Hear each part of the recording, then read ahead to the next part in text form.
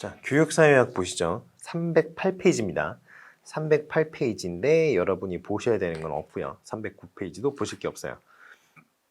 자, 그러면 화면을 한번 같이 보시죠. 화면에 쭉쭉 막 적어놨잖아요. 앞에 내용은 별 필요가 없고요. 여러분이 이제 기능론적 사회관과 갈등론적 사회관부터는 조금씩 보실 필요가 있습니다. 왜 그러냐면 일단 기능론적 사회관 같은 경우에는 평가랑도 약간 관련이 있어요. 평가의 어느 영역이랑 관련이 있느냐면 총평관이랑 관련이 있습니다. 총평관 같은 경우에는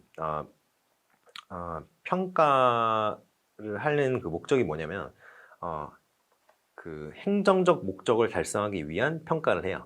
행정적 목적이 뭐예요? 선발과 배치입니다. 선발과 배치는 기능론과 굉장히 밀접한 관계가 있죠. 그렇기 때문에 기능론적 사회관과 이제 그 총평관이 좀 관련이 있다. 이런 거 정도는 여러분이 좀 생각을 하셔야 될 필요가 있겠다. 이렇게 말씀을 해드리고 싶습니다. 그래서 여기 보시면 기능론적 교육관 이렇게 나오죠. 교육의 기능, 학교의 기능, 지식의 속성 이런 거 정도는 여러분이 마음속에 품고 있어야 되겠다 이런 말씀 드리고 싶네요.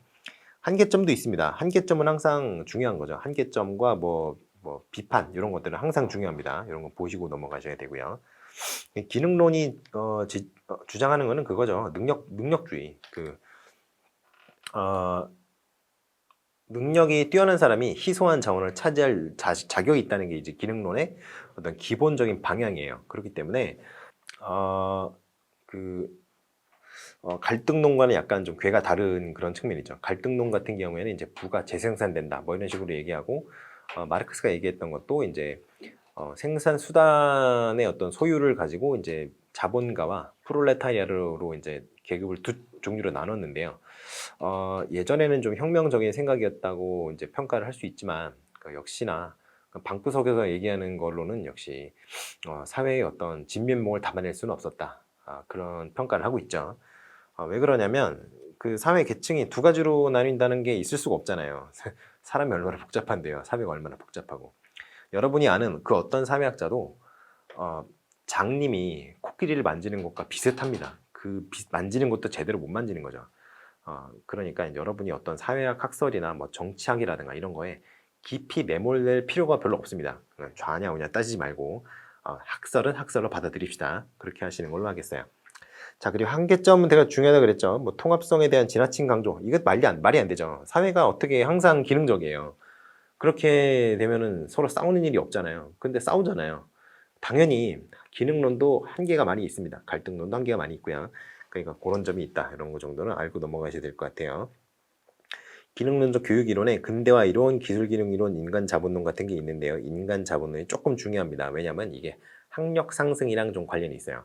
학력 상승 이론 중에 이제 학력 상승 이론 중에 정확하게 인간 자본론이 있습니다.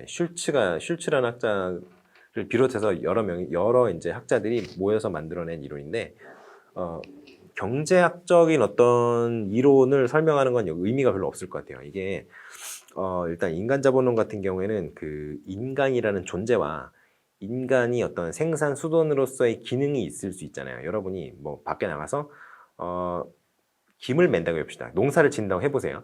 그럼 여러분이 그 농사를 지어서 이제 농산물을 생산해서 여러분이 팔아서 그 돈으로 여러분이 생활한다고 해보세요. 가정이네, 가정. 그러면 여러분이라는 존재가 그런 어떤 금전적인 수익을 얻기 위해서는 여러분이 뭘 지불했어야만 하죠?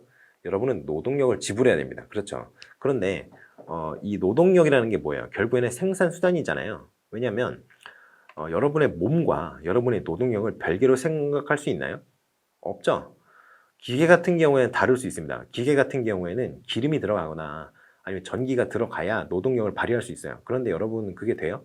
안 되죠. 사람이잖아요. 어차피 살아있으려면 먹어야 된단 말이에요. 기계는 죽어있는 존재이기 때문에 에너지를 공급해도 되고 안 해도 되지만 여러분은 노동을 할 때만 여러분이 먹나요? 여러분 그냥 집에서 뱃돼지라고 하면 좀 그렇지만 여러분 집에서 그냥 쉬고 있을 때도 먹잖아요. 왜냐면 안 먹으면 죽으니까. 그렇기 때문에 인간 자본은 다른 자본과 좀 다릅니다. 왜냐하면 생산 수단을 그 어떤 생산 수단을 가지고 있는 존재와 생산 수단을 분리할 수가 없어요. 그러한 특징이 있는데 그런 것부터 시작하는 어떤 경제학적인 어떤 그 인사이트가 있는데 그런 거를 여러분이 쓰실 필요는 없어요. 그렇지만 뭐 그런 게 있다.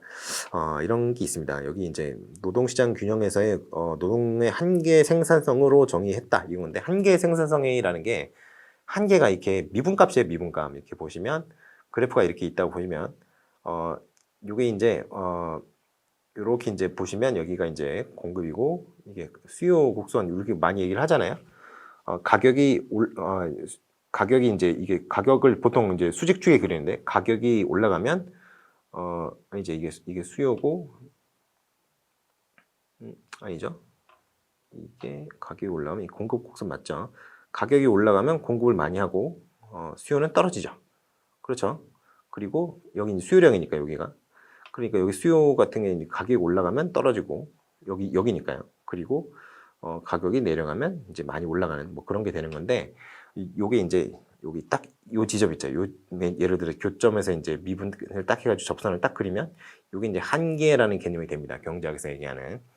근데 요 한계 생산성이라는 게 있어요. 왜냐하면 사람이 맨 처음에 일을 전혀 안 하다가 일을 딱 시작하면은 그때는 힘이 막 넘쳐나요. 왜냐면 그때는 힘을 안 썼잖아요. 근데 일을 계속 하다 보면은 한계 생산성이라는 게 있어요. 내가 이제 점점 어떤 일에 점점 익숙해지면 그 일을 더 효율적으로 잘할 수 있는데 어느 정도가 지나면 그 생산성이 이제 떨어지는 순간이 옵니다. 그게 이제 한계 생산성이라는 개념에 이제 속하는 거예요.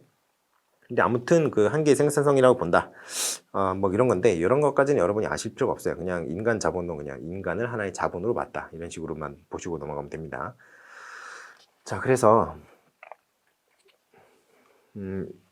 인간 자본론 같은 경우에는 그러니까 어떻게 생각하시면 되냐면 인간이라는 게 어떤 생산 수단이에요. 근데 생산 수단을 업그레이드 하고 싶어요. 그럼 뭘 받아야 돼요? 교육을 받아야죠. 교육을 받아야 됩니다. 그래서 졸업장 있죠. 졸업장 같은 것들이 예를 들어 여러분이 학사 수준이었는데 석사가 되고 박사가 되면 점점 더 고급 인력으로 취급을 받게 돼요. 노동 시장에서. 왜냐하면 더 아는 게 많으니까요. 그래서 지식과 기술을 점점 갖추어 나갈수록 인간의 어떤 자본으로서의 퀄리티가 올라간다는 이론이죠. 그렇게 생각하면 쉽습니다. 근대화 이론, 뭐 지휘획등론, 발전교육론 이런 거 있는데요. 그냥 여기 나온 표를 그냥 보시면 될 것 같아요. 311페이지의 표를 요거를 보시면 넘어가면 될 것 같고요.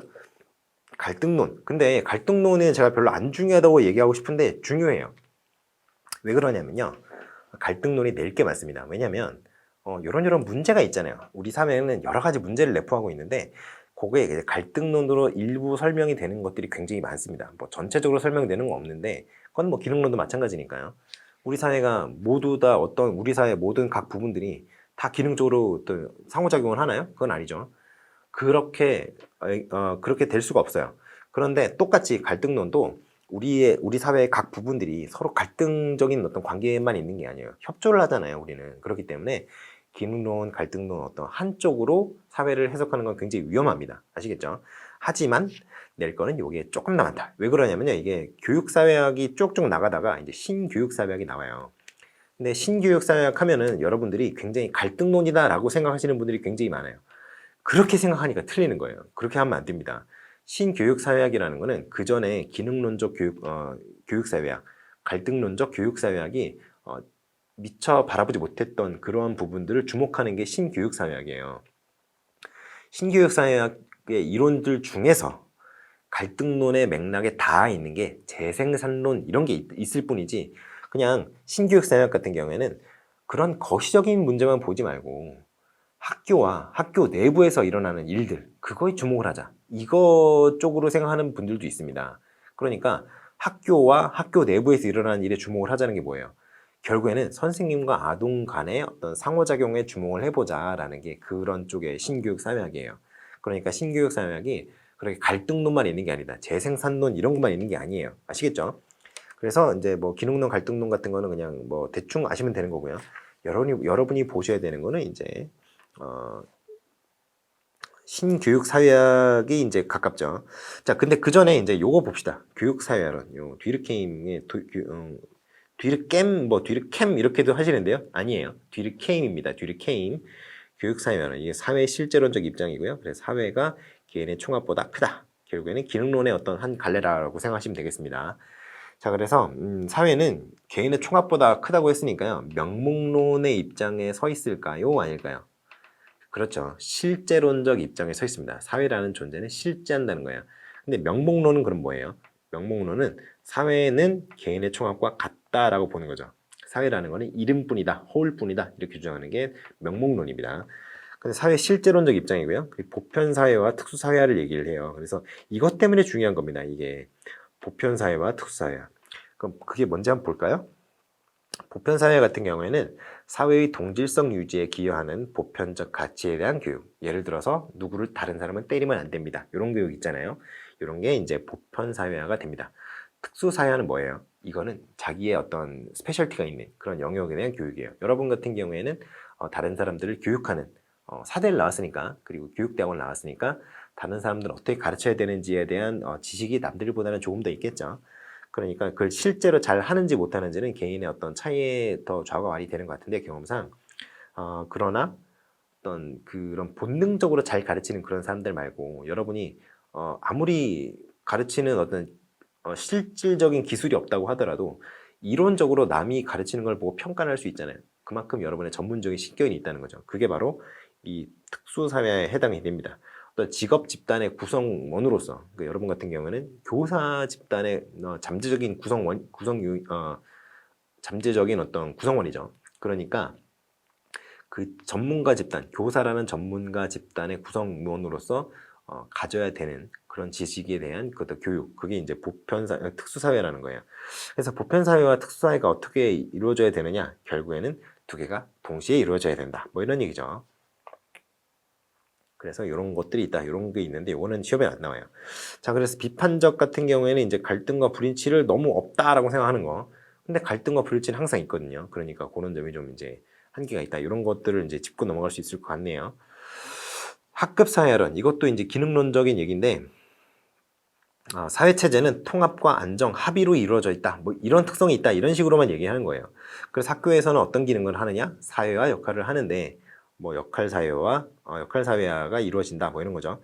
그래서 이제 특수사회화, 뒤를 방금 전에 얘기했던 특수사회화 있잖아요. 그게 여기서 이제 파슨스가 얘기하는 역할사회와 굉장히 유사합니다. 왜냐하면 어떤 직군, 그 사회에서 맡고 있는 어떤 임무가 있을 수 있잖아요.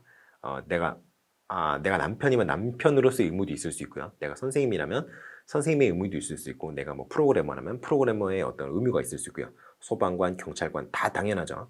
그러한 역할을 수행하기 위해서 어떤 기술들이 필요한데, 그렇잖아요. 그 직군에 있다는 거는 그 직군을 수행할 수 있는 능력이 있으니까 그 직군에 있다고 얘기를 하는 건데, 그래서 그러한 특성을 교육을 해야 된다, 이거죠. 그 교육이 바로 사회화라는 겁니다. 아시겠죠? 자, 그래서 학급사회론도 이제 좀 축소된 버전이지만 학교도 일반 사회의 어떤 축소판이기 때문에 학급사회화도 뭐 중요하다, 뭐 이런 거죠. 그래서 이제 학업 성취가 뭐 인지적 학습과 도덕 학습이 뭐 동시에 이루어져야 된다, 이런 얘기를 많이 하는데, 뭐 쭉 읽어보시고요. 비판점 역시 읽어보셔야 됩니다. 그래서 파슨스의 학급사회론도 뭐 무시하고 넘어가면 안 될 것 같아요. 요거는 드리븐의 학교사회화입니다. 학교사회화. 여기서는 학급사회화잖아요. 그래서 요 두 가지가 이름이 헷갈리니 헷갈리지 말도록 주의하셔야 된다. 근데 여기서는 이거가 중요해요. 독립성, 성취지향성, 보편성, 특정성. 이거가 학교에서 아이들이 배우는 규범이라는 거죠. 드리븐 같은 경우에는 산업사회에서 중요시되는 이러한 어떤 규범들이 학교에서도 그대로 관찰된다, 이렇게 주장을 합니다. 아시겠죠? 자, 그리고 갈등론적 관점이 이제 나왔어요. 갈등론적 관점이 나왔는데, 이거는 갈등론적 관점과 이제 쭉 나오다가 그리고 이제 신교육 사회학의 어떤 갈등론적 이론, 그런 것들, 그리고 그 어떤 그 전통적인 갈등론적 관점이었다가 신교육 사회학적 어떤 면모를 품게 되는 그 도중에 가교 같은 역할을 하는 그런 이론들도 몇 가지가 있습니다. 그런 내용을 좀 한번 쭉 볼 거예요. 자, 그래서 지금 책에는 지금 312페이지부터 나오는 내용인데, 일단은 화면을 좀 보시죠. 요거는 사실 알면 좋지만 여러분 모르셔도 돼요. 이런 것까지 물어보지 않습니다. 갈등론 사회관, 이건 읽어만 보시고요. 요거를 보셔야 돼요. 요거 능력주의, 요런 거. 근데 요거는 능력주의인데, 능력주의가 이렇게 부정적으로 작용한다라는 측면에서의 능력주의예요. 기능론은 뭐였어요? 능력이 있는 사람이 당연히 희소하고 남들에게 더 큰 가치를 인정받는 자리를 차지하는 것이 당연하다. 그리고 그것이 상식적이다라고 얘기를 했던 반면에 갈등론 같은 경우에는 어떤 능력주의가 있다는 건 인정을 해요. 능력주의가 있어서는 안 된다는 차원이긴 하지만 능력주의가 현재 사회에서 받아들여지고 있다는 것 자체는 인정을 합니다. 근데 그렇게 해서 안 된다는 거예요. 그래서 사회적 불평등을 강화하는 어떤 이념적인 기제로서 지배집단에게 유리하다. 지배집단에게 유리하다. 이게 중요합니다. 지배집단에게 유리하다. 왜냐하면요. 능력주의의 능력을 평가를 할 거 아니에요. 이 사람이 더 능력이 뛰어나다라고 얘기할 때 그렇잖아요. 예를 들어 A라는 내 친구 중에 순이라는 애가 있는데 걔는 정말 뛰어나. 뭘 가지고 판단을 하셨을까요? 여러분이. 뛰어나다고 하는 게 기준이 여러 가지가 있어요. 공부를 잘하는 것도 있고요. 외모가 빼어날 수도 있고요. 성격이 좋을 수도 있는데 보통 능력이 좋다고 하면 공부 잘하고 일 잘하는 걸 얘기를 합니다. 그렇죠. 물론 이제 가끔 가다가 남자를 잘 꼬시는 방법이라든가 여자를 잘 꼬시는 방법이라든가 이런 측면에서 능력 이런 얘기를 하는 사람들도 있지만 그건 어디까지나 우리가 술자리나 뭐 다른 사람들과 농담을 하는 자리에서 하는 능력이지 일반적인 차원의 얘기는 아니니까 그건 차치하고 일반적인 능력이라고 하면은 일을 잘하는 능력이라든가 공부를 잘하는 능력이에요. 근데 공부를 잘하는 능력이 일을 잘하는 능력을 뭘로 평가를 받습니까? 기준이 있을 거 아니에요. 평가는 기준. 근데 그 기준이 바로 지배 집단에게 유리하게 편성이 되어 있다는 게 바로 이 사람들의 주장입니다. 아시겠죠? 그런 식으로 생각하시면 되겠어요. 그리고 학교는 그래서 지배 집단을 위해서 어떤 불평등한 사회의 위계질서를 재생산하고 정당화하는 그러한 어떤 부정적인 어떤 장소다. 그런 기관이다. 이런 식으로 얘기하는 것이 갈등론적 교육관의 어떤 기본적인 틀이라고 보시면 되겠어요. 그래서 여러분이 중요시 해야 되는 거는 갈등론과 그쪽 사회관과 교육관 요건데요. 요거 정도는 그냥 쭉 상식선에서 이런 거 정도를 알고 있어야 여러분이 답안을 구성할 때 좀 유리하다. 왜냐하면 좀 유려하게 글을 쓸 수가 있어요. 엄청 유리한 건 아니지만 그래도 좀 썰을 전혀 안 푸느냐 이거는 약간 차이가 있죠. 한 줄이나마 좀 부드럽게 좀 내용을 구성하면 더 좋은 건 있으니까요. 그 의의랑 한계 요게 중요하죠. 근데 요게 더 중요합니다. 요게 기능론이 갖고 있는 거랑 마찬가지로 어떤 교육을 사회의 어떤 그 전체적인 모습을 반영하는 어떤 종속적인 어떤 것으로만 바라봐요. 그러니까 교육이 목적이 아니라 교육이 수단인 것처럼 이제 받아들여진다는 거죠. 기능론도 똑같아요. 그게. 왜냐하면 기능론 같은 경우에는 어떤 사회의 어떤 유지 기능 이거를 위해서 교육이 기능해야 된다라고는 식이고요. 갈등론 같은 경우에는 교육이 어떤 지배 계급의 어떤 시녀로서 작용한다 이런 식으로만 얘기를 하니까 교육이 그냥 어떤 수단적인 어떤 모습으로밖에 이제 받아들여지지 않는 거죠. 우리 입장에서는 굉장히 안타까운 일입니다. 하지만 이 사람들은 교육이 중요한 게 아니기 때문에 뭐 그런 식으로 얘기를 하죠. 자, 그래서 뭐 콜맨 리포트 이런 얘기가 쭉 나오는데 뭐 이런 건 넘어가고요. 일단은 그래서 갈등론적인 어떤 교육 이론의 좀 주요 내용들을 한번 얘기를 해보자면 일단은 여기 재생산 이론이 나와요. 근데 313페이지에 보시면 재생산 이론이 두 개 나오는 거 보이시죠? 이 문화적 재생산 이론과 경제적 재생산 이론 이 두 가지로 나뉩니다. 그래서 경제적 재생산 이론을 대응 이론이라고 해요. 이건 보울주랑 김티스가 얘기를 한 겁니다. 자, 그래서 재생산론이 두 가지로 나뉜다 그랬죠. 하나는 경제적 재생산론이고요. 하나는 그 문화적 재생산론이에요. 둘 다 뭔가를 재생산하는데 경제적 재생산론이라고 하는 거는 사회가 가지고 있는 어떤 경제적 구조를 재생산하기 때문에 경제적 재생산론이라고 하는 거고요. 그래서 이제 대응 이론이라고 하는데요. 이게 뭐랑 대응이다라고 얘기를 하냐면 사회의 구조와 학교 내부의 구조가 1대1로 대응한다. 상응한다. 그래서 대응 이론, 상응 이론 이렇게 얘기를 합니다. 그리고 문화적 재생산 이론 같은 경우에는 사회가 갖고 있는 어떤 문화적인 구조, 문화적인 그 위계 구조. 예를 들어서 이제 저소득층이 갖고 향유하는 어떤 문화적인 어떤 공통 바운더리가 있고, 그리고 중산층이 누리는 어떤 바운더리가 있고, 상류층이 향유하는 어떤 문화적인 바운더리가 있는데, 학교는 중산층을 타겟층으로 잡음으로써 그 중산층이 아닌 다른 사람들, 그 하류층이라고 해야 되나요? 그 저소득층에 대해서는 차별을 하고 있다. 이런 식의 얘기를 하는 거죠. 그래서 이제 어떤 문화적인 구조를 재생산한다. 이게 문화적 재생산 이론의 어떤 특징입니다. 특징이라고 하기보다는 그냥 전체적인 맥락이라고 해야겠죠. 자, 그래서 요거는 이제 쭉쭉 이제 얘기를 해보시면 되는데, 읽어보시면 되는데요. 일단은 뭐 여기는 그냥 읽어보시고요. 알티세라는 학자가 있습니다. 알티세라는 학자는 교육의 상대적 자율성론이라 그래서 자본주의 국가론이라고도 얘기를 합니다. 그래서 요거는 조금 곁다리로 알아두시는 것도 나쁘지 않을 것 같아요. 보시면 국가가 교육의 상대적 자율성론은 국가가 나름대로의 상대적 자율성을 가지고 기존 질서의 재생산에 기여한다고 봅니다. 이게 뭐냐면요. 국가는 사실 사람들 사이에서의 질서를 좌지우지할 수 있는 기능이 없다라고 생각하는 이론이에요. 그게 뭐냐면 이미 사람들 사이에 형성되어 있는 사회적 질서는 국가가 어떻게 할 수가 없고 국가는 그 사회적인 질서 위에 올라타 있을 뿐이다. 다만 국가가 그만큼 어떤 인간 사회에서의 어떤 기본적인 질서에 탑승하고 있는 편승하고 있는 구조지만 그나마 그래도 국가는 행정력이 있기 때문에 공권력이 있기 때문에 나름대로의 목적을 가지고 기존 질서를 재생산한다고 보는 거죠. 기존 질서가 요구해서 재생산하는 게 아니라. 근데 뭐 러시아를 보면 러시아라고 해야 되나? 옛날에 그 구소련 있죠. 구소련 같은 경우에는 자기들 말을 안 듣는 사람들을 다 죽여버렸죠. 막 몇천만 명씩. 그런 걸 보면은 꼭 그렇지만도 않은 것 같은데 아무튼 알투세 같은 사람들이 이렇게 직접 주장을 합니다. 그냥 뭐 이렇게 읽어보시면 되는 거고요. 그래서 여기 보시면 사회 구성 구성체가 있어요. 구조체라고도 하고 구성체라고도 하는데 이게 토대가 되는 부분이 있고 상부 구조가 있습니다. 상부 구조가 바로 이제 국가예요.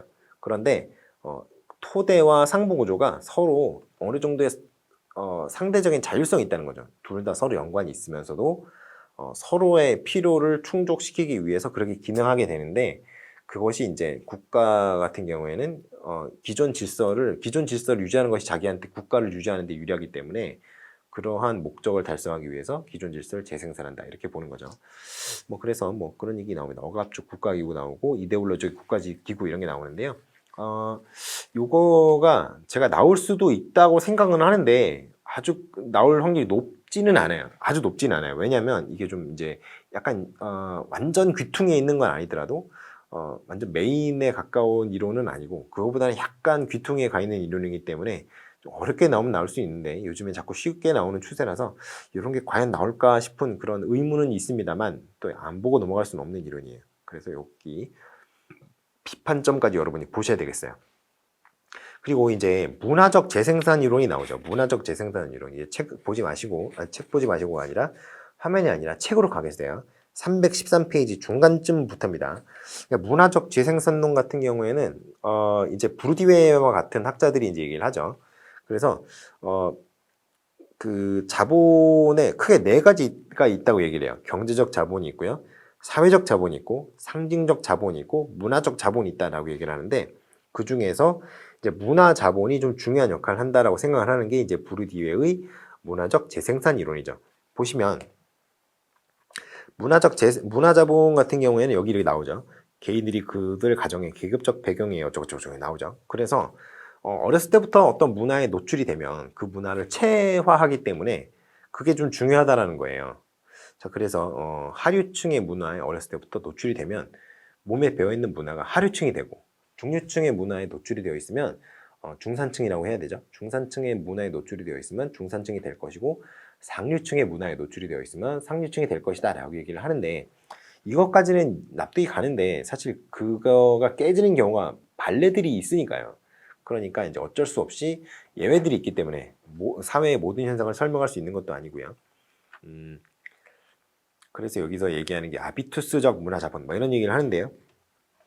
아비투스적 문화자본과 객관화적 문화자본 뭐 이런 얘기를 해요. 근데 아비투스가 이제 개념이 모호합니다. 개념이 되게 모호해요. 일단은 아비투스라는 게 뭐냐면요. 개인에게 내면화된 자꾸 접해서 이미 내 것이 된 거예요. 내 것이 된 이미 내면화된 나한테 몸에 딱 붙어버린 내 몸이 붙어버린 어떤 개인에게 몸에 붙어버린 어떤 뭐 지각이라든가 인지라든가 행위라든가 행위할 때 것도 보면은 걸어 다니는 것부터 다르죠. 좀 양아치라고 우리가 하는 애들 있잖아요. 좀 불량스러운 애들. 그런 애들 걷는 것도 약간 팔자걸음으로 막 다른 사람에게 뭐 어깨를 부딪히든 말든 막 걸어다니죠. 뭐 그런 거라든가. 그리고 말을 할 때도 보면은 그뭐 쌍시옷으로 시작하는 말이라든가 지읒으로 시작하는 뭐 존 어쩌고저쩌고 하는 거 있죠. 그런 거를 말을 입에 달고 사는 사람들이 있어요. 그거는 공부를 잘하고 못하고를 떠나서 그냥 사람의 품위가 좀 없어 보이는 그런 말을 하는 친구들이 있는데 그런 것들이 이제 어떤 어렸을 때부터 노출이 되었던 어떤 문화적 환경의 영향이 아니겠느냐라는 게 이 사람의 얘기입니다. 자, 그래서 뭐 그런 것들이 있는데 상징적 폭력이라는 개념이 있습니다. 상징적 폭력, 여기 상징 화면을 보시죠. 상징적 폭력이라는 개념이 있어요. 이거 한번 볼까요? 상징적 폭력, 이거는 좀 중요합니다. 이게 심볼릭 바이올런스라고 해서 이 개념이 좀 중요해요. 왜냐하면 상징적 폭력이라고 하는데 이게 뭐냐면 어떤 그 중요한 가치를 담고 있다고 생각되는 어떤 상징들이 만들어져 있다는 거예요. 뭐에 의해서? 사회에 의해서. 그래서 그 상징들을 받아들이지 않는 사람에게는 차별한다는 거죠. 그게 바로 폭력이라는 거예요. 자, 쉽게 얘기하면 그런 건데요. 여기 보시면 사회적 허구성에 의해 된 상류계급의 문화가 사회 전체의 보편적 기준으로 작용함으로써 다른 문화를 규정하고 계급적 차이를 만드는 권력적 작용을 수행하는 현상. 그러니까 쉽게 말하면 이게 좀 어렵게 써놨는데 쉽게 말하면 어떤 그 중산층 이상의 어떤 상류층에 가까운 그런 문화 그런 것들이 어떤 이상으로 그 아이디얼리즘이라고 해야 되나요? 그 뭐라고 해야 되나? 이데아라고 합시다. 이데아. 플라톤의 이데아 개념을 약간 빌려와서 어떤 모든 사람들이 가져야만 하는 소유해야만 하는 내면화해야만 하는 어떤 상징인 거예요. 그런데 그거를 잘 받아들이지 못하는 사람이 있어. 너는 그러면 사회 부적격자야. 이런 식으로 낙인을 찍는다는 거죠. 쉽게 말하면. 그런 이론이 상징적 폭력입니다. 그런데 이거는 실제로 지금도 많이 보이죠. 예를 들어서 이제 우리가 흔히 이제 장난스럽게 그런 얘기 하잖아요. 문신 하고 이제 뚱뚱하고 뭐 이제 언더아머 입고 다니고 이런 친구들 보면 문신 돼지 국밥충 뭐 이런 식으로 얘기하잖아요. 근데 그런 것들이 바로 그러한 어떤 상징적 폭력이라는 거죠. 사실 그게 뭐 약간 사람 몸이 항상 날씬할 수는 없잖아요. 약간 몸집이 있을 수도 있고 문신할 수도 있죠. 사람이 한번 안 되나요? 문신한다고 다른 사람한테 뭐 큰 피해를 줬나요? 그거 아니잖아요. 그리고 뭐 언더아머지 입을 수 있죠. 뭐 그런데 그걸 가지고 이제 비화해서 문신 돼지 국밥충 뭐 이런 식으로 얘기하는 게 이렇게 좋아 보이지는 않죠. 욕하는 사람이나 뭐 그 듣고 낄낄거리는 사람이나 좋아 보이지는 않죠. 그런데 그런 것들이 일종의 상징적 폭력이다 이런 겁니다. 자, 그리고 이제 쭉쭉 이렇게 얘기를 하는데 또 중요한 게 요겁니다. 재생산 경로. 화면에 계속 나오는데요. 요게 학교라는 장소에서 이제 이게 문화적인 재생산이 일어난다고 보는 거예요. 그래서 요거 두 개 내용이 중요합니다. 제도화된 문화자본을 통해서 재생산이 일어나기도 하고 요거 내용을 읽어보세요. 그리고 상징적 폭력 또는 아비투스를 통해 재생산이 일어나기도 하고 사실 이게 더 중요합니다. 우리한테는. 왜냐하면 아비투스 같은 경우에는 교사가 어떻게 통제할 수 있는 구석이 별로 없어요. 그런데 제도화된 문화자본을 통한 재생산 이게 뭐냐 학교에서 재생산된다는 얘기거든요. 그러면 교육과정에서 이러한 뭐 문화자본이 재생산되는 이유 이런 것들에 대해서 물어볼 수 있고요. 그리고 그거랑 연관돼서 우리가 얘기할 수 있는 것이 이제 잠재적 교육과정이라든가 영교육과정이라든가 이런 것들이 이제 나올 수가 있는 거죠.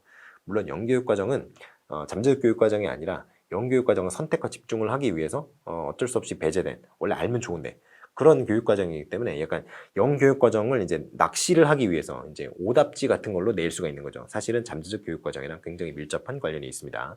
아시겠죠? 자, 그래서 이런 것들을 좀 중요시하게 보면 될 것 같고요.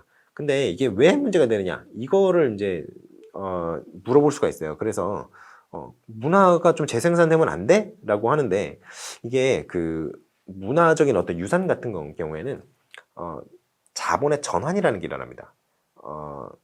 이게 뭐냐면 형태를 바꿔가면서 형태가 바뀌어질수록 부가 기하급수적으로 커진다는 어떤 이론인데 궁금하시면 인터넷에 자본의 전환이라고 찾아보시면 되는데 여러분께 그런 것까지는 물어볼 것 같지 않으니까 그 정도 하고 넘어가면 되겠다. 자, 자본의 전환이라는 개념이 있는데 아무튼 그 궁금하시면 그런 거는 인터넷에서 찾아보시면 되겠다.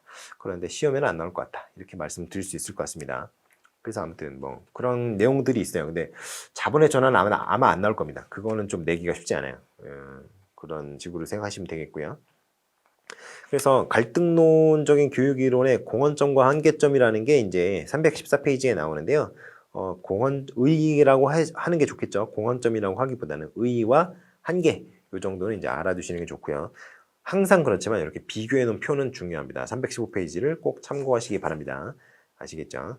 자, 신교육 사회학 지금 제가 얘기를 할 건데요. 요 신교육 사회학은 제가 뭐라고 해야 되나요? 아까도 말씀드렸죠. 신교육 사회학이라는 게 항상 갈등 이론으로 연결되는 건 아니라고 말씀드렸습니다.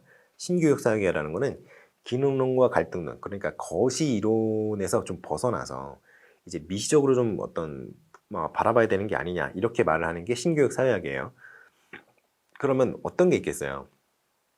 방금 전에 말한 것처럼 학교라는 공간에서 수업이라는 행위가 일어나는데 그 수업 자체에 집중을 해보자는 어떤 이론들이 나오게 됩니다. 그것도 신교육 사회학이고 그거 외에 갈등론에 좀 영향을 받은 신교육 사회학도 나오게 되는 거예요. 그러니까 예전과는 좀 다르게 좀 미시적인 현상을 바라보는데 주목하는 게 신교육 사회학이라고 보시면 되겠습니다. 아시겠죠? 그래서 자, 번스타인 얘기가 나와요. 번스타인 얘기가 이제 316페이지에 나오는데 요 신교육 사회학이 요런 것들이 이제 갈등론과 이제 요게 이제 교육과정 사회학 같은 경우가 이제 갈등론인가라고 싶은 구석이 있는데 아니 뭐 그렇지는 않아요. 이런 것들은 사실 갈등론과 많이 맞닿아 있는 것들이 뒤에 나오기는 합니다만 뭐 저항이론이라든가 뭐 이런 것들이 나와요. 그런 것들이 있고요. 번스타인의 언어 사회학 이론 같은 경우에는 어떤 그 사회가 뭐 어떤 갈등적인 구조를 내포하고 있다 이렇게 생각하는 정도까지는 아니에요. 그래서 아무튼 이런 얘기를 하기 전에 조금 더 보셔야 되는 이론들이 몇 개 있어서 제가 그거를 먼저 얘기를 하고 넘어가겠어요. 자, 일단은 지위 집단 이론인 게 있습니다. 지위가 있고요. 콜린스랑 헌이라는 학자, 화면에 지금 보이시죠? 네, 콜린스랑 헌이라는 학자가 이제 얘기한 이론입니다. 그래서 요건 약간 치워두고, 자, 콜린스랑 헌이라는 사람이 얘기한 건데 사회적인 이해관계가 지위 구조와 밀접하게 관계되어 있다라고 주장하는 거예요. 그래서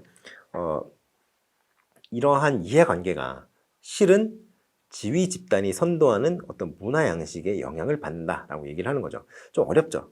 그런데 쉽게 말하면 지위라는 게 다들 있어요. 어떤 사회를 구성하는 사람들은 지위가 다 있습니다.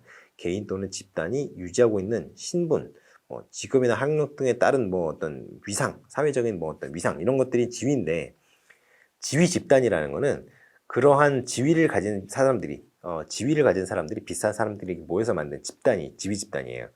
그래서 이런 지위 집단 같은 경우에는 비슷한 사람들이잖아요. 그러니까 굉장히 동질적이고 연대감이 강하고 목소리가 점점 커지게 됩니다. 왜냐하면 같은 사람들끼리 모으니까요. 그래서 학력이라는 게 보면은 이렇게 지위가 이렇게 형성이 되잖아요. 그 지위 집단으로 형성이 되잖아요. 예를 들어 여기는 예를 들어 저 같은 이제 뭐 학원 선생, 학원 선생들은 지위 집단이라는 게 없죠. 자존심도 별로 없어요. 그런 존재들입니다. 그럼 여기 의사 집단이 있다고 해봐요. 그러면 우리가 만약 학원 선생이 의사가 되고 싶어요. 될 수가 있겠죠? 있습니다. 시험 보고 수능 다시 봐서 의대를 가면 되죠. 근데 별로 하지 않죠. 왜냐면 자신도 없고. 그렇죠. 의대를 가려면 얼마나 공부 열심히 해야 되겠어요. 학원 강사가 지금 버는 돈으로도 그냥 적당히 먹고 살만한데 의사가 돼서 1학년에 예과부터 시작해가지고 인턴 레지던트까지 10년이 걸리는데 이 나이 먹고 다시 의대를 위해서 수능 공부를 하라 그러면 공부하기가 쉽지 않죠. 그렇죠. 돈도 못 벌고. 그러니까 이제 이 학원 강사라는 지위 집단과 의사라는 지위 집단이 갖고 있는 아주 확실한 차이가 있어요. 학력이죠, 학력. 학력이에요. 물론 저는 박사지만 이 친구들은 학사임에도 불구하고 저보다는 사회적인 위치가 높다고 할 수 있어요. 왜냐면 직업이 의사니까요. 그렇죠. 그래서 아무튼 요렇게 어떤 지위 집단이 이렇게 있으면 그 의사라는 지위 집단에 포함이 되고 싶으면 의사가 되기 위해서 필요한 학력의 최소 조건을 맞추어야 의사가 될 수 있습니다. 그렇잖아요. 그래서 학력이라는 게 이런 의사라는 집단, 학원 강사라는 집단, 학원 강사도 그렇게 쉬운 건 아니에요. 학사는 좀 하기 힘들죠. 그래서 이 지위 집단의 일원으로서 인정받기 위한 어떤 통과하는 그 자격증 같은 거라는 거죠. 한마디로 출입증 같은 거라는 거예요. 일단 그 일원이 되면 그 학력은 이제 더 이상 기능을 못 한다라는 거죠. 학력의 기능이 여기서 왜 얘기를 하냐면요. 나중에 학력 팽창과 관련된 것들이 여러 가지가 나옵니다. 그 중에 하나가 요 지위 집단 이론에 이제 맥이 다 있어요. 아시겠죠? 자, 뭐 이래서 여기서 나오죠. 문화적 자격증이다. 학력이라는 게. 뭐 그런 식으로 얘기를 합니다. 그런 이론이 있고요. 그리고 애플과 지루, 그리고 윌리스가 얘기했던 저항 이론이 있어요. 저항 이론은 이거는 좀 이제 갈등론과 좀 많이 맥이 닿아 있죠. 그래서 이건 이제 영국의 이제 초등학교, 초등학교 학생이었던 것 같은데 그 학생들을 대상으로 이제 연구를 해서 나온 것들이에요. 그래서 이제 레드라고 친구 막 이런 것들을 비속어로 레드라고 표현을 하죠. 그 영국식 발음으로 헤 라드 뭐 이런 식으로 얘기하는 그런 것들이 이제 바로 이런 건데요. 그 하류층 아이들은 그 중산층 이상의 아이들과 좀 확실하게 행동 거지도 다르고요. 공부에 대한 동기 수준도 굉장히 차이가 많이 나고요. 그 이유가 뭐냐면 이 간파와 제약 때문에 그렇다는 거예요. 간파가 뭐냐? 이 간파와 제약이 명확하게 개념이 기술이 되어 있는 책이 많지가 않아요. 좀 확실하게 말씀드릴게요. 간파 같은 경우에는 그 자신들이 이미 이게 초등학생 아이들을 대상으로 해서 나온 연구임에도 불구하고 그 어린 나이에도 이미 알고 있다는 거예요. 그걸 강조를 했어요. 그래서 간파 같은 경우에는 자신들이 이미 열등한 사회 구조적 위치에 있으며, 그러니까 다른 친구들, 잘 사는 집 친구랑 우리 집은 다른다는 걸 아는 거죠. 학교에서 제시하는 어떤 사회적인 신분 상승의 기제, 열심히 공부해서 훌륭한 사람이 되어야지라고 얘기하는 겁니다. 얘기한다는 거예요. 그런 것들이 사실은 불평등하게 배분되고 있다는 걸 인식하는 거예요. 왜냐하면 저 친구는 과외를 하거든요. 우리 집은 관원에서 과외를 못 하는데, 학원도 우리 집은 잘 못 보내주는데 저 친구는 학원도 가고 과외도 하고 집에서 뭐 보내주는 것도 많아요. 뭐 여름방학마다 미국을 가서 뭐 어학연수를 하고 온다든가 뭐 그런 친구들도 있어요. 그런 친구들도 있으니 그런 걸 보면은 우리 집은 그걸 전혀 못 하잖아요. 그러면 어떤 생각이 들겠어요? 선생님이 얘기하는 것들이 결국에는 허울 좋은 그냥 믿기에 불과하다 이런 식으로까지 생각이 될 수 있다는 거죠. 그리고 제약이라는 게 있습니다. 제약이라는 게 내가 열심히 공부하면 분명히 내가 성적이 오를 거야. 나도 어느 정도 성공할 수 있겠지. 그런데 금수저한테는 안 돼. 이렇게 얘기하는 거죠. 우리가 흔히 요즘 그런 얘기 하지 않나요? 흑수저론, 뭐 수저론 이런 식으로 얘기를 해서 공부를 굉장히 열심히 해서 서울대를 나오고 굉장히 성적이 좋아서 서울대를 아주 높은 성적으로 졸업을 해도 결국에는 금수저에게 고용되기 위해서 서울대를 나왔다. 이런 식으로 얘기하는 그런 약간 자조적인 그런 분위기가 사회에 팽배해 있는데 굉장히 저는 좀 안타까운 얘기라고 봅니다. 이게 왜 그런 식으로 얘기를 하는지 모르겠어요. 그 돈을 갖고 있는 사람 돈을 뭐 뺏을 거야, 그래서? 그런 건 아니잖아요. 어쩔 수 없잖아. 그러면 그 사람 밑에서 어떻게 좀 돈을 좀 모아가지고 자기가 사업체를 차리든가 뭐 그렇게 하는 수밖에 없지 않겠어요?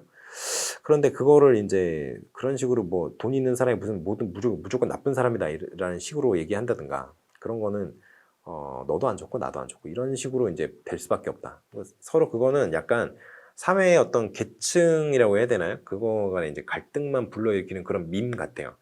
저는 썩 재미있지는 않더라고요. 그런 것들이. 약간 진지충이나 그런지 모르겠는데. 아무튼 그래서 저항이론 같은 경우에는 이렇게 윌리스의 저항이론이 있고 지루의 저항이론이 있고 애플의 저항이론이 있어요. 애플의 저항이론은 문화적 헤게모니라고 하는데 헤게모니론이라고 하는데 일단은 이제 윌리스의 저항이론을 봤으니까요. 이제 지루의 저항이론을 봅시다. 이 지루의 저항이론 같은 경우에는 그냥 개기는 거예요. 그러니까 말 안 듣고 그냥 개긴다는 거죠. 그러니까 해봐, 난 안 할 거야. 뭐 이런 식으로 된다는 거예요. 그래서 보면은 사회개혁을 위한 적극적 거부, 비판, 정을 강조했다. 그런 거죠. 그러니까 개긴다는 게 선생님이 뭐 시켰으면 안 할 건데요. 뭐 이렇게 하는 그런 의미의 개긴다는 게 아니라 불평등한 어떤 사회 구조가 있다면 그 불평등한 사회 구조를 개선하기 위해서 적극적으로 사람들이 모여서 목소리를 내고 저항할 필요가 있다. 이런 차원의 얘기입니다. 개긴다고 제가 좀 굉장히 안 좋게 표현을 했는데 그런 얘기가 아니에요. 근데 그런 걸 하려면 뭐가 필요해요? 바로 이거 필요합니다. 프락시스. 이게 필요해요. 근데 프락시스를, 이거를 이렇게 프랙티스로 번역한다는 책들이 있어서 제가, 스탠포드 철학사전을 좀 뒤져봤어요. 근데 스탠포드 철학사전을 뒤져본 결과, 프로세스가 맞습니다. 프로세스. 근데 우리나라 어떤 철학 선생님이 그렇게 번역을 하시는지 모르겠지만 제가 찾아본 결과 프로세스가 맞습니다. 그러니까 이런 것들은 조금 이제 예민한 부분이니까 제 얘기만 듣고 프랙티스가 아니라 프로세스다 이렇게 쓰지 마시고, 왜냐면 이렇게 번역하신 분이 살아계실 수 있거든요. 물론 틀린 얘기를 했지만 스탠포드 철학 사전을 제가 철학 대백과 사전을 뒤져본 결과 프로세스이나 그분 아직 학계에 남아 계실 수 있고 살아 계실 수 있기 때문에 위험합니다. 그렇게 쓰면 그냥 현실 참여적 실천 이렇게 쓰시면 됩니다. 프락시스 이렇게 하고 그래서 다 프락시스 한글로 프락시스 현실 참여적 실천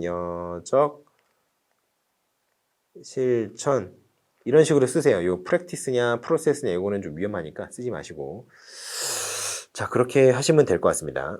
자 그리고 애플의 문화적 헤게모니론이 있어요. 이것도 이제 저항이론 중에 하나인데 내용을 보시면 이제 요거는 좀 나중에 나오는 모양이네요. 네, 요거는 신교육 사역할 때 좀 나올 것 같습니다. 지금 하고 있는 내용들은 갈등론, 전통적 갈등론과 어떤 신교육 사역 이론의 어떤 가교가 되는 부분이 약간씩 드러나는 그런 이론들이에요. 자, 그래서 무정부적 이상은 별로 중요하지 않고요. 다만 이거는 좀 중요합니다. 의식화 교육론, 프레리 의식화 교육론. 요게 왜 중요하냐면요. 요게 좋아요. 요것 때문에 그래요. 은행 저축식 교육과 문제 제기식 교육의 어떤 차이점. 이것 때문에 중요해요. 뭐 거리두기, 뭐 분할하기 이런 건 이따위는 중요하지 않습니다. 요것 때문에 중요해요. 은행 저축식 교육과 문제 제기식 교육의 어떤 장점과 단점 이런 거를 비교하는 문제가 나올 수 있습니다. 아시겠죠?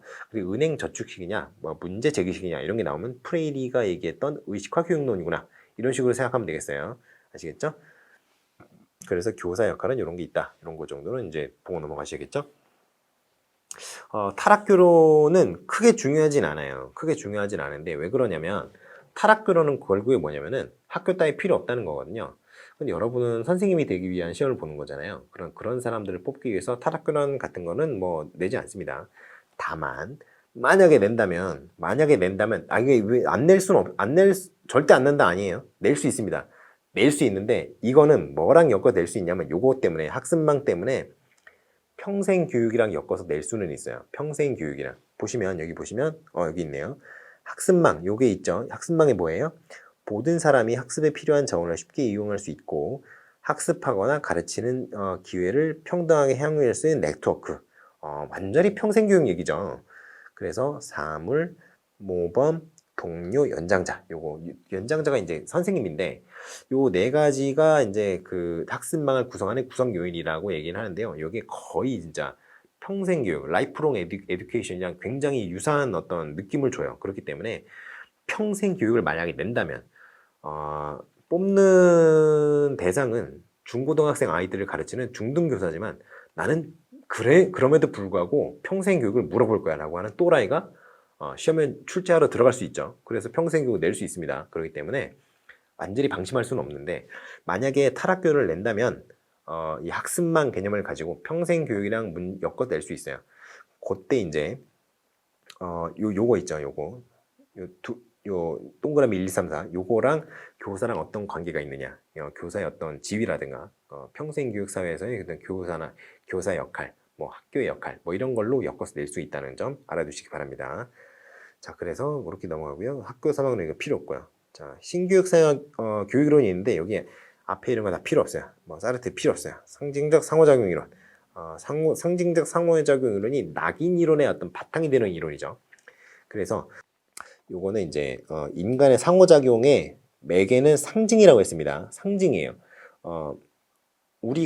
제가 이제 여러분한테 말을 하잖아요. 뭘 가지고 얘기를 하나요? 단어를 조합을 해서 문장을 만들어서 여러분한테 말을 하고 있죠. 근데 그 단어 이게 뭐예요? 단어가 상징이잖아요. 어떤 걸 상징하나요?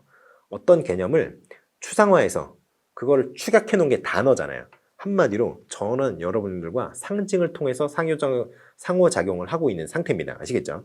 그래서 상징을 매개로 한 상호작용 속에서 사고와 자아 개념이 형성되고 사회적 현실이 생성, 유지, 변화된다는 것이다. 정확하죠? 굉장히 어떤 천재적인 인사이트라고 볼 수 있겠어요.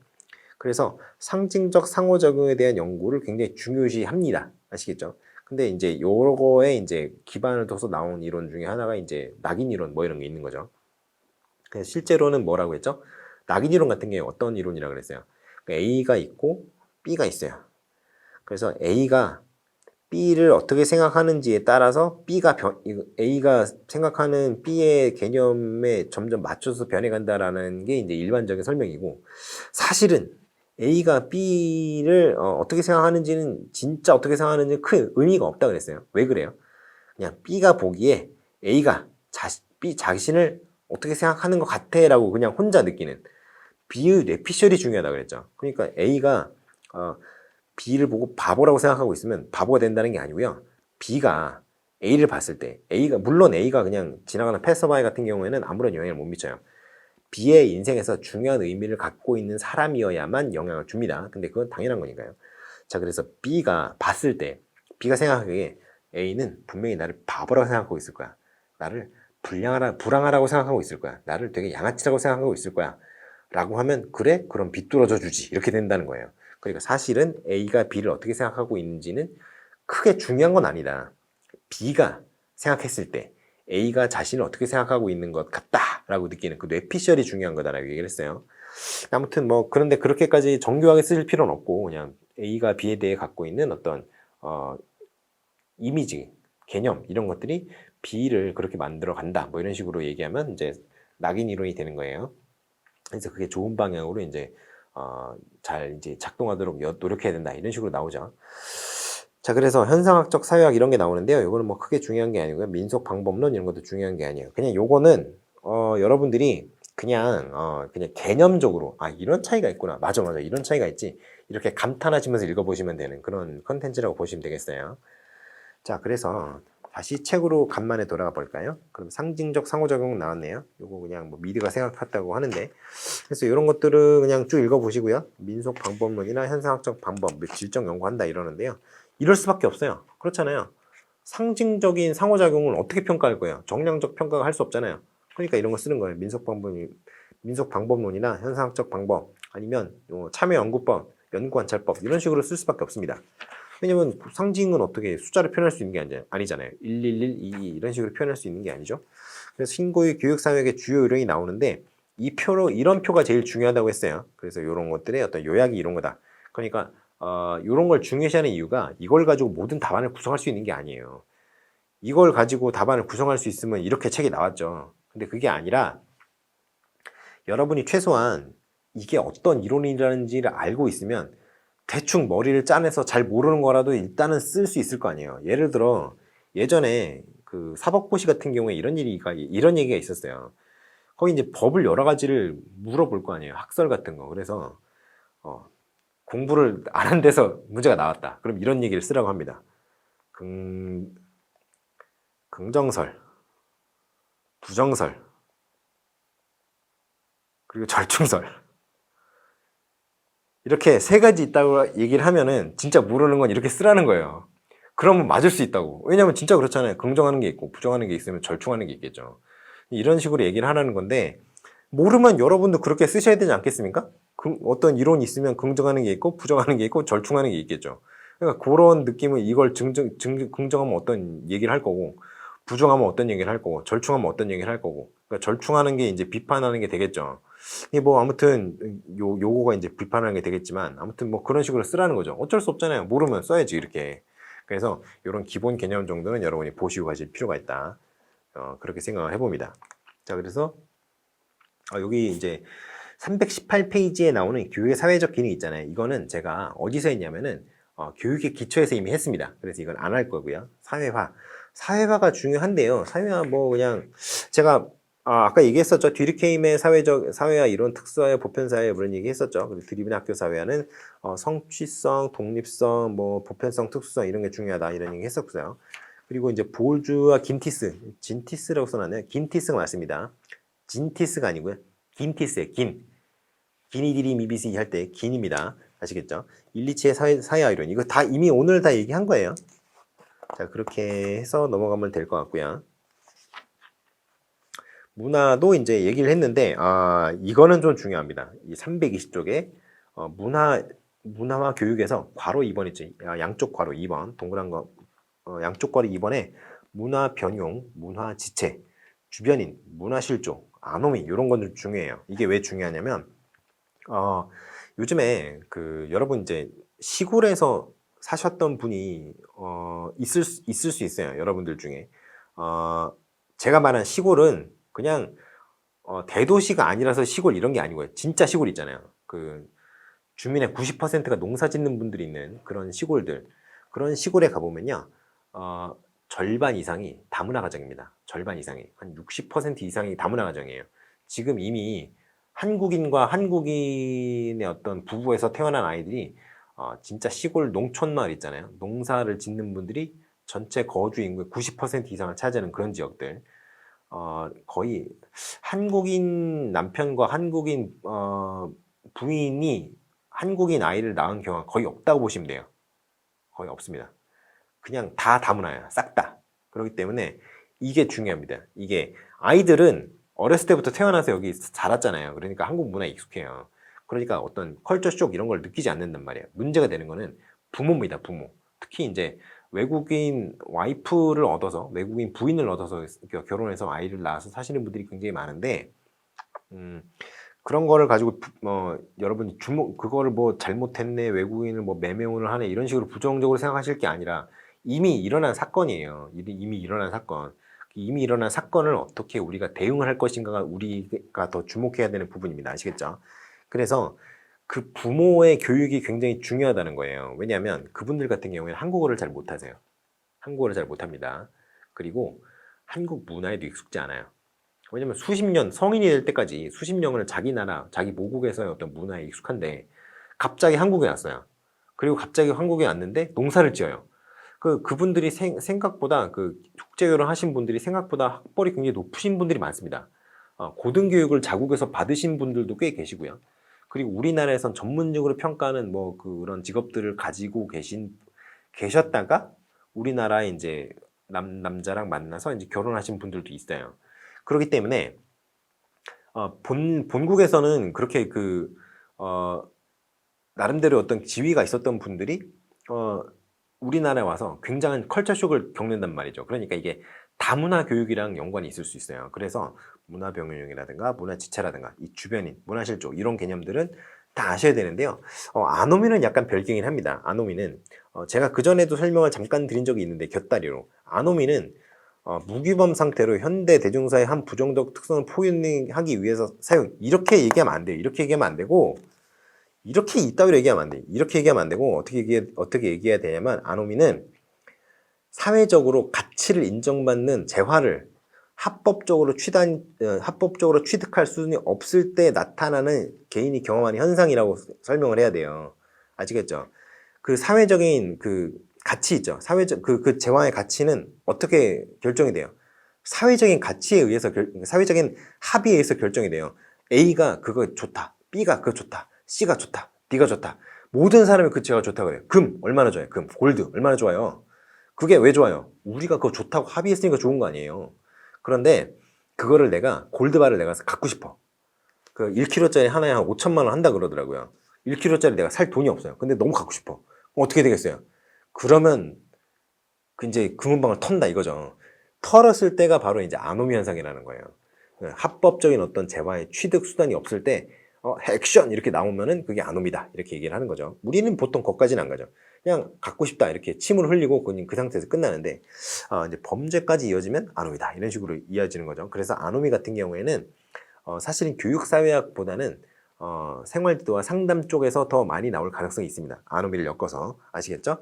그래서 이런 경우에는 어떻게 돼야 돼요? 아노미 같은 경우에는 도덕교육이죠. 도덕교육. 그러면 그 에릭슨의 어떤 도덕성 발달 단계 이론이랑 이런 거라든가 아니면 약간 가능성은 낮지만 삐아제의 어떤 도덕성 발달 이론이라든가 이런 거랑도 엮어서 문제를 낼 수가 있겠죠. 아시겠죠? 자, 그래서 문화와 교육의 관계. 네, 이런 것들은 그냥 알아두시면 좋습니다. 그냥 읽어보시고 넘어가세요. 그냥 집단과 뭐 이런 건 큰 의미가 없어요. 여기는 큰 의미가 없고, 요 동료 집단은 약간 의미가 있을 수 있습니다. 동료 집단은 의미가 있을 수 있는 게 이게 왜 그러냐면요. 학교 폭력 문제가 나오면 이게 문제가 될 수 있습니다. 어떻게 되냐면 동료 집단 같은 경우에는 그 어린 아이들의 동료 집단 같은 경우에는 피어 프레셔가 좀 있어요. 그러니까 뭐냐면 동료에 의한 압박 같은 게 있단 말이에요. 그러니까 예를 들어서 우리 반 친구들이 모두 다 검은색 티셔츠를 샀어요, 이번에. 그럼 나도 안 사면 안 되거든요. 왜냐면 가면 다 검은색 티셔츠 입고 있을 거거든, 학교 가면. 근데 나 혼자 검은색 티셔츠가 아니라 체크무늬 남방을 입고 갔다. 예를 들면 그렇다는 거예요. 진짜 그렇다는 게 아니라. 그러면 어, 왠지 나 혼자 따돌림을 당하는 것 같고 이렇단 말이에요. 그러니까 그러면 안 된다라는 거죠. 그 본인이 생각하기에. 그러니까 그거에 대한 어떤 그리고 이제 아이들의 어떤 집단 같은 경우에는 굉장히 그 집단 내에서 자연적으로 발생하는 리더가 있습니다. 그 리더의 권한이 굉장히 막강해요. 생각보다. 어떤 법적인 권한은 없어요. 그냥 어떤 자연스럽게 발생한 리더이기 때문에 카리스마가 있어요. 그 집단 내에서. 그래서 이제 그런 것들이 여기 나오네요. 갱 집단 여기 나오네요. 강한 동료의식과 집단의식을 지니며 강력한 힘을 지닌 지도자가 존재한다. 이 강력한 힘이라는 게 그 집단 내에서 지배관계가 명확하게 드러난다는 거예요. 때로는 금지된 반사적 행동을 하기도 함. 이것도 중요하죠. 그래서 이 갱 집단에 좀 여러분이 별표를 하시고 이거를 이제 생활과 상담 요거랑 연관시켜서 여러분이 좀 잘 봐놓으셔야 됩니다. 이 갱 집단의 특성을 잘 봐두세요. 그리고 요 선발 방법 뭐 이런 거 있잖아요. 이거는 이게 그 교육평가 쪽에서 제가 이미 한 번 다 얘기를 했기 때문에 324쪽은 제가 교육평가 쪽에서 얘기를 했고요. 325페이지를 제가 얘기를 안 했는데 요거는 여러분이 좀 보실 필요가 있습니다. 선발 형식이 중앙 집권화된 선발 형식이 있고요. 표준화된 정도에 따라서 이제 나누는 게 있어요. 형식성이 강한 것에서부터 약한 것으로. 그러니까 뭐 엄격한 기준에 따라서 합격자, 불합격자를 나누는 대입시험 같은 경우에는 이제 중앙 집권화와 표준화가 굉장히 강한 거죠. 그런데 그게 아니라 그냥 우리 이번에 밥 먹으러 갈 사람들 모이세요. 이렇게 해서 이쪽은 일로 가시고 이쪽은 일로 가세요. 아, 일로 오고 싶다? 그래, 일로 오세요. 이렇게 되는 그런 느낌. 이거는 그냥 선발하는 게 선발이죠. 일종의 같이 밥 먹으러 갈 사람 고르는 거. 그런데 이거는 뭐 형식성이 강하진 않죠. 그러한 게 다를 수 있고요. 선발 시기라든가 뭐 선발 기준이라든가 선발 대상 이런 것들이 좀 이렇게 선발의 어떤 여러 가지 생각할 수 있는 기준 같은 것들인데 선발 대상에 따른 구분 같은 경우는 총괄 평가와 좀 관련이 있다. 총합 평가 그리고 총평관이랑도 관련이 있다. 이렇게 얘기를 했습니다. 그래서 어떤 자격 조건을 갖춘 사람, 어떠한 그 평가를 주최하는 사람이 원하는 기준을 충족한 사람만 선발을 하겠다는 그러한 생각에서 나온 것이 이제 선발 대상에 따른 구분이다. 뭐 이런 거죠. 자, 그래서 학교 비판론 이런 거는 의미가 없고요. 사회이동과 교육, 이것도 큰 의미는 없는데요. 요거는 그냥 알아두세요. 사회이동의 유형이 있다는 거. 수직적 이동이 있고, 수평적 이동이 있고, 세대 간 이동이 있고, 세대 내 이동이 있고, 그리고 구조적 이동이 있고, 순환적 이동이 있고. 순환적 이동 같은 경우에는,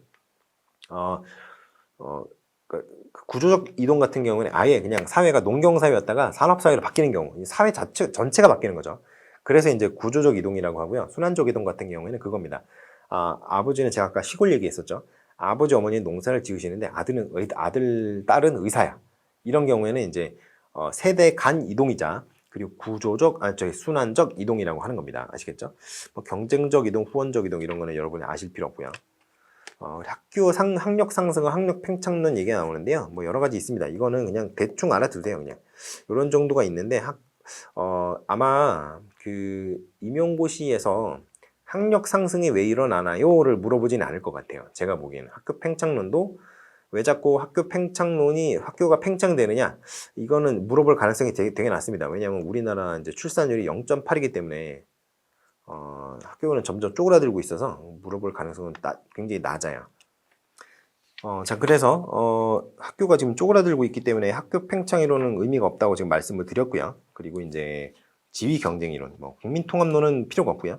그래서 여기 이제 330쪽 아래쪽에 보시면 이제 학력 상승의 원인 이런 거 있잖아요. 요 표 정도만 아시면 될 것 같습니다. 요거는 크게 중요한 어떤 꼭지는 아니에요. 자, 교육 평등이 나오는데요. 이게 교육 평등이 요거는 좀 중요할 수 있습니다. 이 교육 평등이 크게 허용적 평등, 보장적 평등, 어떤 과정적 평등, 결과적 평등, 이게 보상적 평등이죠. 그래서 이 평등이 4가지가 있는데 요게 좀 용어가 헷갈려요. 그러니까 이런 것들은 잘 보셔야 돼요. 허용적 평등이 뭐예요?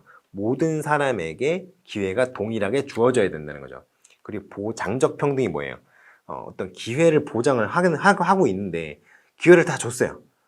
근데 기회를 다 줬는데 예를 들어 지금 우리는 초등학교, 중학교가 의무교육이잖아요. 그러면 의무교육이니까 무조건 모든 사람이 가야 돼요, 학교에. 그런데 옆 동네 순이는 거기 마을버스가 없어요. 뭐 시외버스 이런 것도 없어요. 순이 집 올라가려면 산을 타고 3시간 들어가야 돼. 그러면 걔는 순이 같은 경우에는 산에서 자기 집에서 도로변까지 내려오는 데까지 3시간 걸리고요. 올라가는 데 3시간 걸려요. 그 산은 또 해도 빨리 지죠. 해가 빨리 지니까 오래 나와서 공부도 못 합니다. 왜냐면 산은 해가 빨리 지고, 그리고 겨울 같은 경우는 애초에 해가 빨리 지죠. 더 빨리 져요, 산은. 그러니까 이런 여러 가지 제약 조건이 있어서 학교를 잘 못 다닌단 말이에요. 그러면 이런 아이들한테 어떻게 해줘야겠어요? 원격 교육을 들을 수 있는 어떤 보장 같은 거, 어떤 그 복지 같은 거를, 복지 제도 같은 거를, 수단 같은 걸 마련을 해줘야 된다는 거죠. 근데 순회 집에 잘 못 살아요. 그럼 그런 걸 마련할 장비가 없어. 그러면 그런 거를 교육청에서 해줘야 된다는 거예요. 국가 차원에서. 그런 게 바로 보장적 평등이라는 겁니다. 그러니까 어떤 지리적, 경제적, 사회적 어떤 여건 때문에 어떤 교육 기회를 받은 이미 부여받은 기회를 내가 누릴 수 없으면 아니 된다, 이런 식으로 얘기하는 거죠. 자, 그럼 과정적 평등이 있습니다. 과정적 평등, 이게 뭐냐면요, 기회를 다 줬다, 그거는 완전히 기본적인 거예요. 기초적인 거. 기회는 다 동일하게 줬어요. 그런데 이 친구는 A라는 친구가 있고 B라는 친구가 있다고 해봅시다. A라는 친구 같은 경우에는 학교가 기자재를 엄청 좋은 걸 써요. 그러니까 슬라이드도 막 다 되고 전자칠판도 막 다 있고 교실마다. 그런데 B는 그 빔 프로젝터가 안 되는 게 절반 정도 되는, 안 되는 빔 프로젝터 절반 정도나 있는 굉장히 구식 어떤 교육 환경을 해봅시다. 그러면 A가 갖고 있는 환경에서 공부를 잘하는 친구가 많을까요? B와 같은 환경에서 공부를 잘하는 친구가 더 많을까요? 저는 솔직히 이쪽이 더 잘할 것 같거든요. 개인적으로는. 그런데 학자들은 그렇게 얘기하지 않죠. 왜냐면 여러분 이제 그 교육 심리학 공부를 하실 때 아셨겠지만 그 다중 채널 이론이라는 게 있습니다. 그 다중 기억 이론. 이게 그 작동 기억 있잖아요. 작동 기억, 워킹 메모리. 쇼텀 메모리 말고 단기 기억 말고 작동 기억. 작동 기억에 채널이 몇 가지가 있다 그래요. 2가지가 있다 그러죠. 뭐뭐 있다고? 시각적인 거, 청각적인 거 2가지가 있다 그래요. 더 다채로운 채널을, 더 많은 채널을, 더 복수의 채널이라고 해봐야 뭐 2가지인데, 복수의 채널을 동시에 잘 활용할 수 있는 환경이 잘 될수록 학습이 더 잘 돼요. 이건 이론적으로 맞아요. 그러니까 선생님이 이런 멀티미디어 기자재를 충분히 활용할 수 있는 환경이라면 당연히 A가 갖고 있는 환경과 동일한 환경에서 공부하는 애들이 좋은 성적을 받기 유리하지 않겠어요? 학교도 깨끗하고 얼마나 공부하기 좋은 환경이에요. 일단 주변에 더러우면 공부하기 싫단 말이에요. 그렇잖아요. 그러니까 그런 거가 있어서는 안 된다는 거죠. 그리고 선생님의 질적 차이가 있어서는 안 돼요. 선생님들 한 학교에서만 계속 있는 게 아니라 전근 가잖아요. 4년 내지 5년, 뭐 은퇴하실 때 된 분들이 6년까지도 계시는데 그런 분들은 왜 전근을 가세요? 순환을 시켜야 어떤 한 지역에서 질이 좋은 선생님이나 질이 낮은 선생님, 그러니까 잘 가르치는 선생님은 못 가르치는 선생님이죠, 솔직히 말해서. 그러니까 잘 가르치는 선생님이 한 지역에만 계속 고인물로 있어서는 안 된다는 거예요. 이 선생님이 여기서도 잘 가르쳤으면 저희 가서 잘 가르칠 테니까, 여기서도 교육적인 그 선생님의 질 높은 강의로 인해서 수혜를 본 친구들이 있었으면 다른 지역도 수혜를 봐야죠. 그러한 의미에서 이제 순환 근무를 하는 거예요. 뭐 그런 것들이 있다는 거죠. 그리고 이제 보상적 평등이라는 건데요. 보상적 평등 같은 경우는 이제 우리가 이제 농어촌 특례 입학 뭐 이런 거 제도들 있죠. 대입에서 가장 이런 게 많은데요.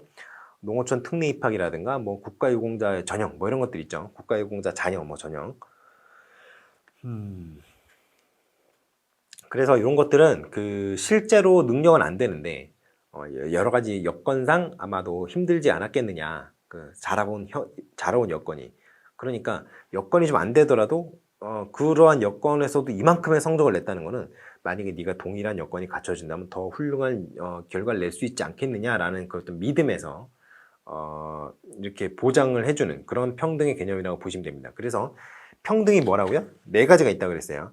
허용적 평등, 기회평등이죠. 허용적, 보장적, 보상적, 그리고 과정적, 이렇게 4가지가 있다고 했습니다. 크게 보면 그거예요. 뭐 그거 말고도 이제 평등이 여러 가지가 있는데 여기 333쪽에 보장적 평등과 보상적 평등을 비교를 해놨네요. 요게 좀 헷갈립니다. 보상적, 보장적. 여기 용어도 헷갈리고요. 내용도 좀 헷갈려요. 그러니까 이런 걸 잘 봐주시기 바랍니다. 자, 그래서 교육기회 분배 뭐 이런 건 다 필요 없어요. 이건 다 필요 없고, 평생교육. 이 평생교육은 제가 별로 그렇게 크게 의미가 없다고 생각을 하는데, 일단은 이제 라이프롱 에듀케이션을 여기 실어 놓으셨으니까 한번 훑어보시고 넘어가시기 바랍니다. 일단은 저는 큰 의미는 없다고 봐요. 왜냐면 여러분들은 평생교육을 하기 위한 평생교육원 강사를 뽑는 시험을 응시한 게 아니죠. 여러분은 초등학교가 아니라 중학교와 초등학교 선생님들도 뭐 물론 제 강의를 들으실 수 있겠습니다만 초등학교, 그러니까 엘리멘터리 레벨과 세컨더리 레벨이죠. 중등교육, 초등교육과 중등교육. 그러니까 초등학교, 중학교, 고등학교 선생님이 되기 위해서 임용을 보시는데 그런 분들을 대상으로 해서 평생교육원에서의 어떤 교육에 대해서 물어본다. 이거는 좀 쉽지가 않은 것 같아요. 그래서 이거를 보지는 말라라고 말씀은 안 드립니다. 보셔도 돼요. 그런데 이게 그렇게 크게 중요하겠느냐 이렇게 생각을 합니다. 그래서 그냥 한번 쓱 읽어보시고 넘어가시고요. 뭐 공을 들여서 공부하실 필요는 없다 이렇게 말씀드릴 수 있을 것 같습니다. 교직론은 크게 중요하지 않아요. 교직론은 크게 4가지가 있습니다. 성직관이 있고요. 어떤 성직자와 같은 그런 성스러운 직업이다 이렇게 얘기하는 아주 옛날 뭐 스승의 그림자는 뭐 3장을 스승 뒤에 3장을 뒤에 따라가서 그 뭐 그림자도 밟지 않는다 이런 고사가 있죠. 근데 그런 게 이제 성직관이에요. 그런데 전문직 그리고 노동직관이 있습니다. 노동직관 같은 경우에는 이제 기능론, 갈등론 이렇게 얘기했을 때 갈등론과 굉장히 유사해요. 그러니까 이제 선생님도 그냥 노동자인데 우연히 직장이 학교일 뿐이다. 그러니까 노동자가 갖고 있는 뭐 여러 가지 권리들이 있어요. 예를 들어 단결의 권리라든가 노동 쟁의 같은 거 있잖아요. 그런 것도 할 수 있는 능력이 있어야 된다. 이렇게 주장하는 사람들이 이제 노동직관이고요. 노동직관이 굉장히 좀 괜찮습니다. 왜냐하면 나쁘지는 않은데 지금은 좀 낡은 관점인데 이런 관점을 가진 분들이 교사의 어떤 권리를 쟁취하기 위해서 투쟁해주지 않으셨으면 지금도 교사는 엄청난 박봉에 시달렸을 거예요. 제가 아는 분 중에 지금 이제 굉장히 연세가 많으신 은퇴한 지 한참 되신 이제 선생님이 한 분 계십니다. 제가 이제 학교 다닐 때 그분께 배웠는데 이제 지금 이제 80에 가까우세요. 그분이 이제 제가 굉장히 존경하는 분이어서 이제 대학교 졸업하고도 이제 그 선생님께 이제 종종 찾아가서 술도 하고 그랬는데 그분께 이제 맨 처음에 월급이 얼마였냐고 물어봤더니 그분이 이제 웃으면서 2만 원 받았다고 하시더라고요. 한 달에. 그러니까 월급 통장이 2만 원을 받는 거예요. 월급을 딱 늘었으면. 근데 그 이후에 이 노동직관을 가진 여러 가지 이제 교직 단체들이 있죠. 교사 단체들. 그분들이 으쌰으쌰 해주셔서 순식간에 월급이 쭉쭉쭉 올라서 정신을 차려보니 30만 원을 받고 있더라. 그때가 너무 행복했다. 이런 말씀 하시더라고요. 한 달 월급 30만 원에 상상이 가십니까? 그때 그거 받고도 행복했다고 하시더라고요. 물론 그때 대기업자인 친구들은 한 50만 원 받았다고 하더라고요. 근데 그렇게 이제 박봉임에도 불구하고 어떤 금전적인 이득을 취하려고 해서는 아니 된다 하는 게 성직관이고, 야 그럼 선생님은 사람이 아니냐? 선생님도 돈 받을 건 받아야지라고 하는 게 노동직관입니다. 그리고 공직관이 있어요. 공직관. 그냥 공직관은 그거예요. 그냥 공무원이죠. 이렇게 생각하는 겁니다. 그래서 나가서 이제 월급 루팡을 하는 그런 사람들도 있는데 그런 사람들이 대부분이 될 수밖에 없는 게 이제 이 공직관을 가진 사람들이 그런 겁니다. 그냥 대민 서비스하는 사람들이라고 생각하는 거예요. 그리고 우리나라에서 정식적으로 국가에서 인정하고 있는 교직관은 이겁니다. 2번의 전문직관. 유네스코, 유엔에서도 교사는 전문직이라고 얘기를 해요. 그래서 여러분들도 본인이 전문직관을 가지고 있다라고 생각하시고 전문직관을 가지라고 권해 드립니다. 왜냐하면 여러분들이 어떤 학문적인 능력으로는 여러분은 전문가가 아니에요. 솔직히 말해서 대부분 학사잖아요. 그리고 이제 일부 석사분들이 계신데 석사 가지고는 전문가라고 할 수 없죠. 준 전문가가 될랑 말랑 하는 정도예요. 그래서 학력이라는 것 자체만으로는 알고 있는 것만 가지고는 여러분 전문직이라고 할 수는 없는데, 여러분 왜 전문직이라고 하는 거냐면요. 여러분은 여러분이 갖고 있는 전공에서 배웠던 지식을 특정 영역에서 그 다른 사람들은 모르는, 그리고 다른 사람들은 알지 못하는 그러한 기능을 실제로 현장에서 엄청나게 쓰고 있습니다.